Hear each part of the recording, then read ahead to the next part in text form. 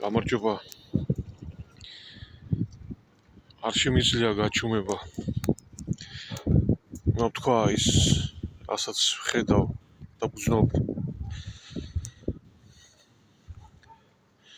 ცუდად ხდის უკვე ძალიან. განვიცდი ამას და ვითრგუნები რაღაცნაირად. ჯერ ერთი რომ მოკლედ მინდა რა, ბევრი არ მინდა ვილაპარაკო. ჯერ ერთი რომ 10-12 წელია ეს დიდი ბიძინაობა, ეს არის ერის სულიერი დეგრადაციის მაჩვენებელი და დაცემის, დეგრადაცია, თავის იმაშია, ასე ვთქვათ. მსვლელობაში უკან მიდის სულიერი დაცემა, ასე ვთქვათ. მეორეც კიდევ ვებსგავსებით ჩრდილოეთ კორეას, სადაც არის ბელადომანია, ათეისტური ბელადომანია, ვისაც მართლმადიდებლად წოდებულ მორწმუნეს, ვინც თანაუგრძნობს ჩრდილოეთ კორეას რაღაცით მაინც მოწონს, რომ ეგეთი უნდა იყოს ცხოვრება და რეჟიმი, ასე ვთქვათ, ხო? თან მართლმადიდებელია, იმას ვეტყოდი, რომ ჩრდილოეთ კორეა არის ათეისტური ქვეყანა, სადაც ღმერთის მაგივრად ბელადები ყავთ გაკერპებული. მოგწონთ ეს, გინდათ? ხო და გინახავთ ალბათ, ხო? დღეს ვინც არის მისი მართველი, მისი წინამორბედები, აღარ მახსოვს ახლა კიმჩენ ირი, ხო ქვიოდა მამის მამას, ვინც არის ახლა. რომ გარდაიცვალა, როგორი ის იყო, რა ქვია, საჯარო გლოვა გოდება, ღრიალი, ტირილი, ხელოვნურად გამოწეული ემოციები. ეს არის მრავალწლიანი სულიერი დეგრადაციის დამდგარი შედეგი და ჩვენც მივექანებით იმისკენ. ჯერ ბიძინაობით დაიწყო სულიერი დეგრადაცია. რატომ ვამბობ ამას? ეს დღეები მიწევს, ეს დღეები კი არა, ზოგჯერ ავდივარ ხოლმე ერთ პაპასთან ეხმარები რა. 90-ს გადაცილებული, აი, ტკბილი ბაბულიკა არის. ეს დღეები რო ავდივარ ხოლმე, მანამდე სულ სპორტს უსმენდა, სპორტს უყურებდა ტელევიზორი, ხა მეტი რა უნდა აკეთოს. ისე ჯამთელად არის ღმერთმა კარგად ამყოფოს. დაუძლურებულია, ხა ვერ გამოდის გარეთ. ჩართული აქვს ეს პანაშვიდები იმედზე, თუ რუსთავიორზე.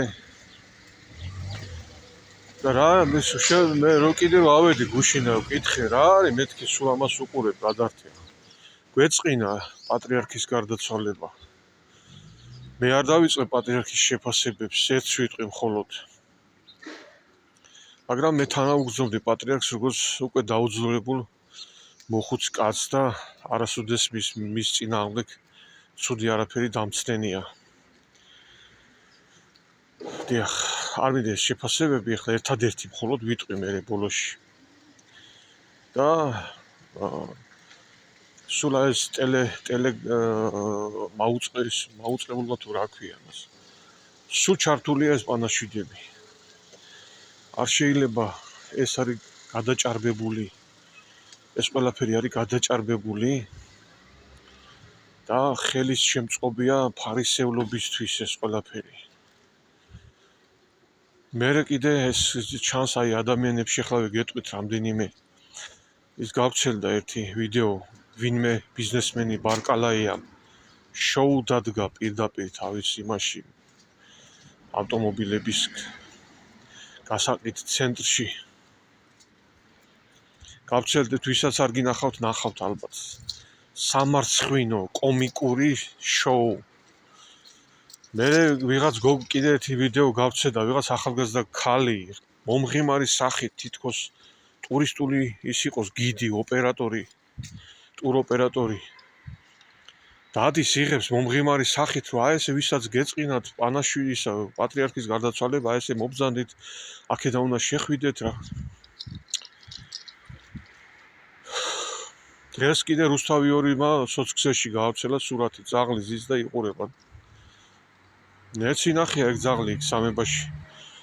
ვავდიოდი ხოლმე და აი ალბათ იცის რაც ხდება. მე კომენტარებში წერენ ალბათ პატრიარქი ყვებავდა მას. პატრიარქი ვეღარ დადიოდა კაცო. და იქ კომენტარებში ჩახვალთ რუსთავი ორის დადებულ შეგზარდება რა, ანუ ზოგი ცხოველებზე მზრუნველობის კომენტარებს წერს და ნუ იყენებთ აქ საპიაროთ და რაღაც ამდაგვარი. მოკლედ ღმერთო, ნუ ცუდათა ვარ უკვე, აღარ შემიძლია ამდენი სატანა, აღარ შემიძლია რა. ამ ადამიანებში გვიწევს ცხოვრება.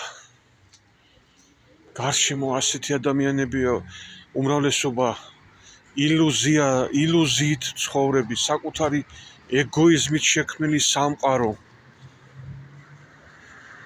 არ შემიძლია. აცხონოს პატრიარქი უფალმა დაუმკვიდროს მართალთა შორის ადგილი.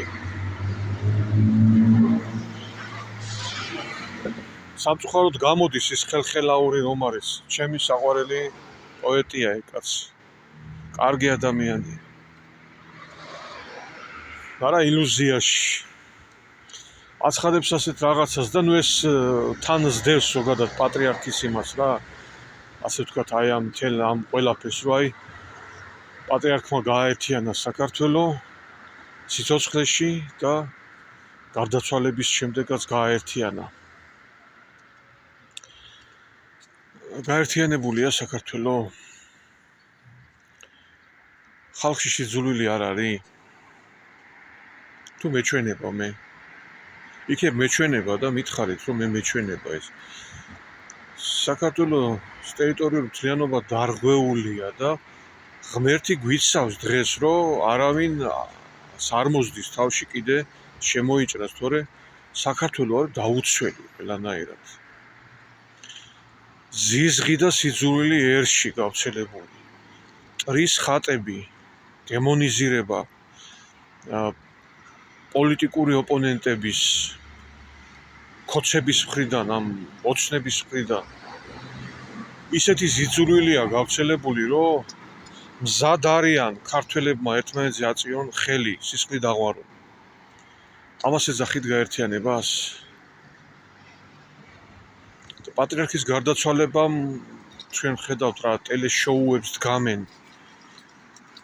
ისევ პროპაგანდის მიზნით და